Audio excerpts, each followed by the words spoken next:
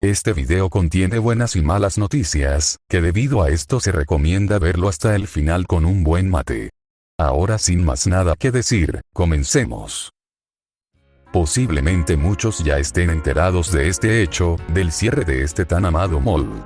Sé que esta noticia es muy triste para muchos, pero tienen que saber una cosa.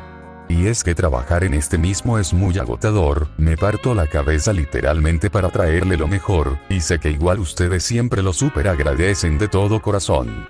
Pero el mod es altamente inestable, y no solo con el juego, sino en el punto de que cada vez que modifico el código para implementar algo, este mismo termina congelando el juego, lo que hace que cada vez sea más difícil encontrar la razón correcta de por qué cierran. El proyecto también inició como una broma, de la cual nunca esperé que tuviera tanta importancia. Y debido a este principio es que tiene tantos bugs, problemas de optimización y compatibilidad con otros mods.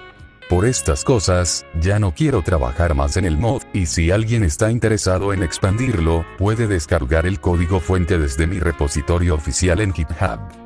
Yo en lo personal solo haría una que otras actualizaciones, únicamente para añadir nuevas animaciones y nada más.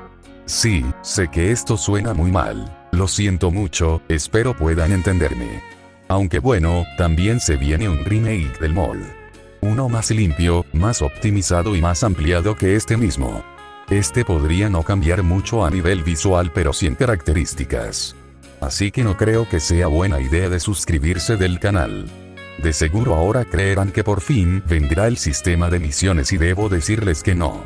O no por el momento para el caso de Android, y se debe a problemas con faltas de librerías de comandos.